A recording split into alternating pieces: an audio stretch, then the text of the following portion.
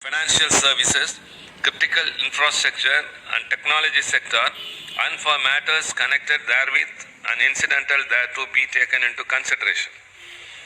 On the 7th February 2020, Anil Agarwal, Dr. Subrahmanyaswamy. Anil Agarwal, to continue, is not present. So, Dr. Subrahmanyaswamy, please. How much time has been allotted to me, or how many seconds?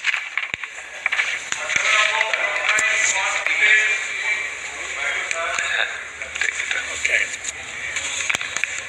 No time is left, but anyhow, you can speak. You are from Tamil Nadu, so you'll be a little generous.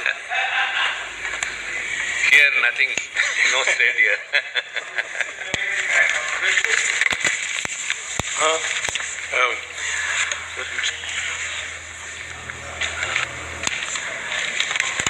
Sir, this bill I rise to support because it calls for a very constructive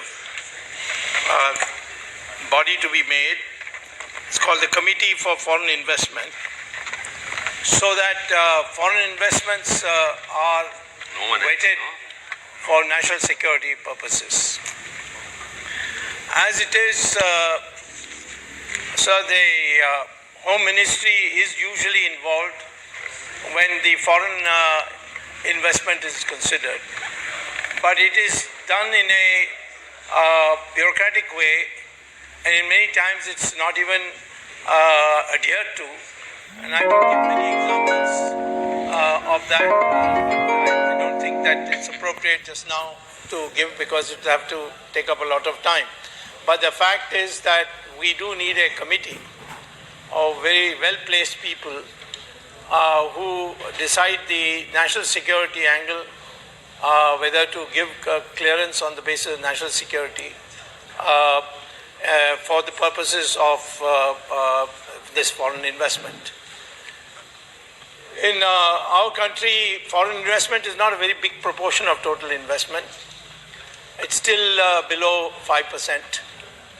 And therefore, it's not a matter for which it will have a big tragic effect or a large effect on the total investment if any project is rejected because it didn't meet certain strict criteria of national security. I would first like to begin by saying there are four kinds of foreign investment. The first type is what we call as the foreign direct investment, where foreign money comes through companies to buy shares in existing companies. And there are limits prescribed varying from company to company and the sector to sector.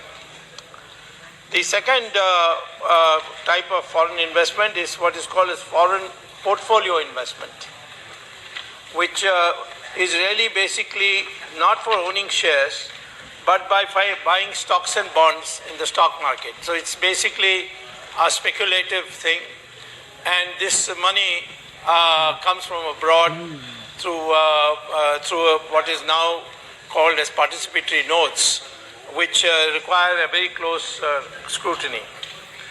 The third thing is official flows, like from the IMF, World Bank, and between governments. And that, in my opinion, is now not a major for us a major consideration. During the 50s, 60s, 70s, we were literally depending on foreign countries. We were depending on the IMF and the World Bank. But now we are a much more developed country, and we are not depending on it. So I won't say anything much about it.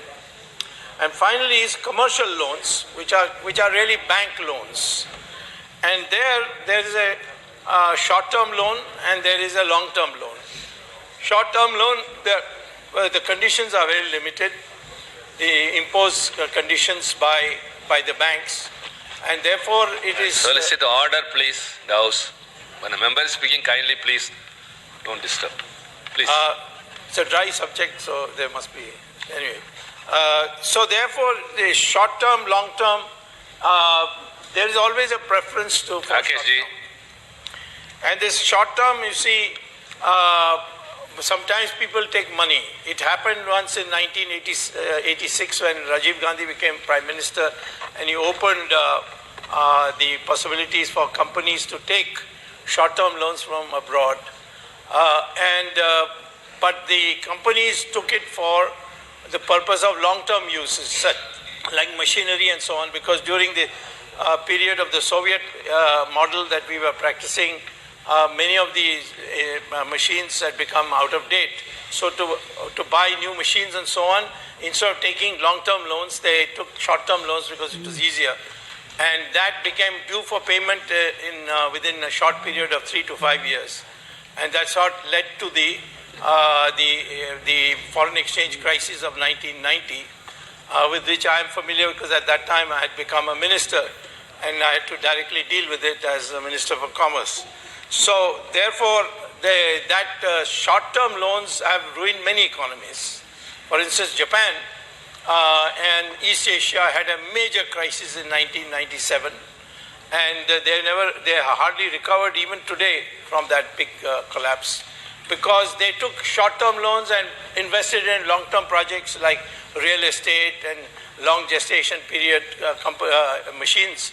And then one day the American bond market raised the interest rates, so all these short-term loans wanted to come out, and they were not in a position to repay it. So Japan, then many companies collapsed, so did in Korea and so on, and that led to a collapse of the economy. So therefore, short-term loans are very dangerous, and they certainly need a great deal of scrutiny. So with these four things, what we must understand is, when it comes to foreign direct investment, of which there is so much newspaper hype, we must make sure that it is not that causes unemployment in our country. Now take the case of Walmart. We may not be socialist, we may not be left-wing, but we can still oppose Walmart coming to our country, because Walmart takes finances from American banks, and that American banks give loans at 2% interest rate. Then they come to our country and they use our cheap labor. And as a consequence, all those traders who are there, who have been practicing this trade for a long time on very small margins, they all become unemployed. And Walmart, all it does is it buys from the market vegetables and puts up a nice showroom and displays it there. It's a totally unnecessary technology. It was okay for China because their service sector had been destroyed during the strict communist rule. But for us, we have crores and crores of traders at the rural level. So this foreign direct investment should not have been allowed, but unfortunately they have come in through the back door, and today they're playing havoc. Similarly, in the case of defense sectors, we have to make sure whether we want foreign direct investment or we want transfer of technology. And the transfer of technology is extremely important, and that transfer of technology we must see said sometimes it might be better to buy the company which is producing these defense equipment rather than buy the products of these defense equipment. So I can give examples, but it's not necessary. But the most damaging thing which we have not been able to do anything about is what they call participatory notes, which is a foreign portfolio investment method, which is essentially black money from India going abroad through the Hawala route and then coming back. How much more time you need? Yes, I just need about 2 minutes more. It is black money going from the Hawala route abroad and then coming back as participatory notes through from the country which is called Mauritius. And Mauritius has no taxes due. They don't have to pay taxes if a company comes from Mauritius. And then they play on our stock market. Most of our stock markets going up and down is due to these participatory notes. This should be in the national interest band, because the money is mostly black money going through Hawala routes abroad and coming back in the name of participatory notes, which doesn't even have who owns those notes. It's just got a number on it. So therefore, I would say that today it is very, very necessary. It's a subject which requires great deal of attention. And in this short period, I just want to say that it is a very good suggestion he has made to create a committee on foreign direct investment and national security. And therefore, I support this private member's bill, and I hope the House will pass it. Mr. Minister. Minister. Thank you, sir.